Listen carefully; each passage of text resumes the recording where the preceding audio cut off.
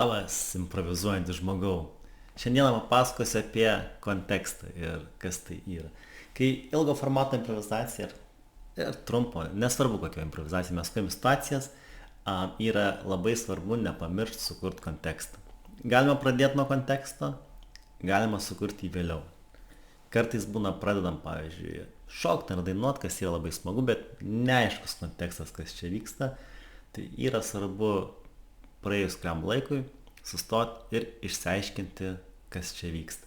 Vienas iš geresnių pratimų tai išsilavinti yra per 1 minutę dviem žmonėm tiesiog duoti įkvėpimą, vieną žodį ir paprašyti, kad jie sukurtų kontekstą. Tai dažnai sakom VVV, kas yra veiksmas, vieta ir veikėjas.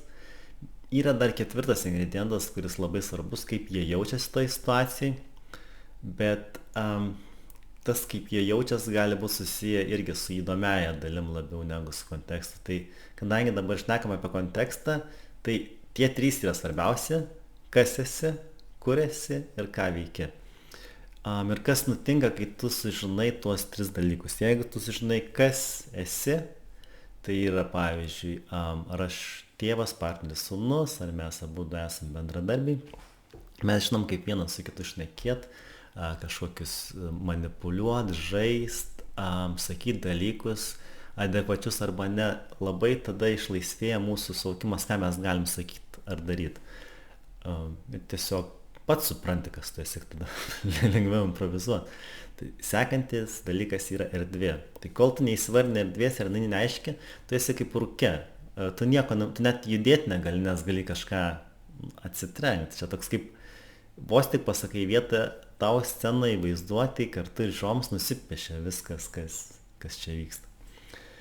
Trečias dalykas yra veiksmas. Tai veiksmas yra beveik viskas išskyrus stovėjimą ir šnekėjimą, sėdėjimą ir šnekėjimą. Veiksmas yra tam tikra veikla ir judesiai apjungant veikėjus. Tai, pavyzdžiui, gal tiesiog vedžioja šunį, valgo, geria kavą, žaidžia tenisą, tiesiog judesiai atsiranda. Ir tie judesiai, jie praturtina situaciją ir duoda daugybę informacijos apie žmones. Daugybę neverbalios informacijos. Kaip jie juda, pasako daug apie personažų savybės ir kitus dalykus. Ir taip pat duoda scenai gyvybės. Atlikdami judesius mes kartais galim pailsėti ir pagalvoti, ką pasakyti, vietoj to, kad visą laiką tiesiog šnekėt. Bet kai mes judam, mes turim pertraukų ir tas pats judėjimas jis irgi šiek tiek stimuliuoja mintis ir mes protingesnių minčių sukuriam. Ir mums įdomu žiūrėti, mes primenam gyvus žmonės gyvose situacijose. Tai veiksmas, vieta, veikėjas yra 3 svarbiausi dalykai. Ir pratimas, kur dažniausiai atliekam, būna, kad per minutę reikia išsiaiškinti tuos 3 dalykus.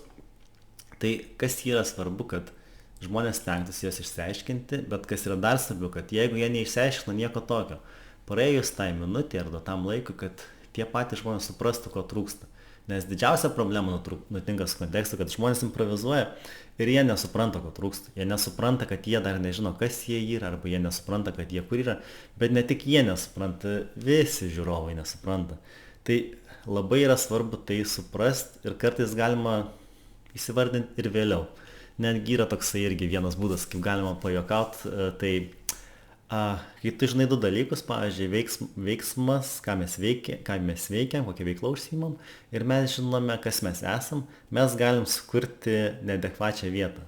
Labai vieta, kad nederėtų prie mūsų tų veiklų. Tarkim, mes porą minučių paimprovizavom ir mes suprantam, kad vienas iš mūsų ten rakete muša ir mes esam tėvas ir sūnus, bet vieta nėra visiškai aiški. Ir mes tada galim susikurti kažkokią egzotiškesnę, nestandartinę vietą. Pavyzdžiui, gal koks kruizinis laivas, kad tiesiog būtų smagiau, kad nebūtų tiesiog paprasta salė. Tai vat, jūs kaip atlikėjas galite visą laiką suvokti, ko trūksta ir tuos dalykus padaryti smagesniais, fainesniais, kažkokį pasirinkimą, nes dažniausiai 1 arba 2 dalykai būna jau aiškus iškart pradėjus vaidinti. Bet tada dar lieka irgi 1 arba 2 dalykai, kuriuos jūs galite patys sukurti. Ir kartais, kai jūs suprantat, ko trūkstat, galite sukurti tai, kas situaciją paspalvina ir paįvairina ir tokia jinai šiek tiek gal net nestandartinė pasidaro. Ir labai aiškios, konkrečios situacijos padeda, ypač kai improvizuoja daugiau negu 2 žmonės ir visa grupė žmonių, visiems padeda suvokti, kas vyksta. Svarbu, kad neliktų vietos interpretacijai ir nebijot būti buku, aiškiu ir paprastu.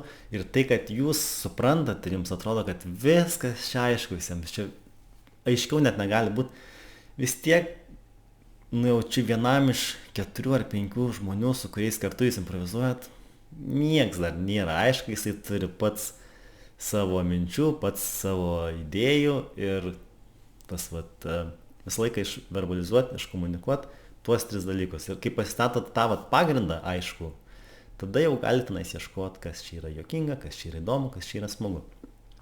Bet jeigu nutinka, kad pradeda sceną labai smagiai, labai linksmai, ir atrodo labai fainai ir galėčiau čia, nežinau, aš čia taip dainuoju, taip mes smagiai dainuojam toj scenai ir galėtume čia dainuoti ir dainuoti ir dainuoti. Bet žinot ką, praeina kokias 3 minutės ar 2 minutės ir visiems jau daras įdomu, kas čia dainuoja, kas čia tokie. Nes tas dainavimas kaip ir neturi prasmės, jeigu tu nežinai, kas tie žmonės, nežinai, kurie yra, ką jie veikia. Pradžiai smagu buvo, bet kuo ilgiau tas tęsiasi, tuo tiesiog darosi viskas labai neįprasta, įdomu, bet kartu ir mažiau juokinga. Tai visą laiką, kai pradedat įdomiai kažkokia dalim, nepamirškit to konteksto, nes o kai sukuriat kontekstą, tada labai lengva vystyti ir įdomiąją dalį, įdomius dalykus, bet dažniausiai mes skirstom improvizacijai sceną į keletą komponentų, kuris susideda, tai yra įdomus dalykai ir kontekstas, bet tai nereiškia, kad kontekstas negali pats įdomus, tik tai dažniausiai būna tai, kad kontekstas nėra beprotiškas visiškai, o tos įdomiosios idėjos dažniausiai jos gali būti be ribų ir beprotiškos. Tai kontekstas yra toksai spalvingas ir dar žmonių suvokiamas, žmonių pasaulyje galbūt randamas dalykas, vieta, veiklos, veikėjai. Tai ką, tiek šiandien iš manęs apie kontekstą ir iki kito karto improvizuojantį žmogau.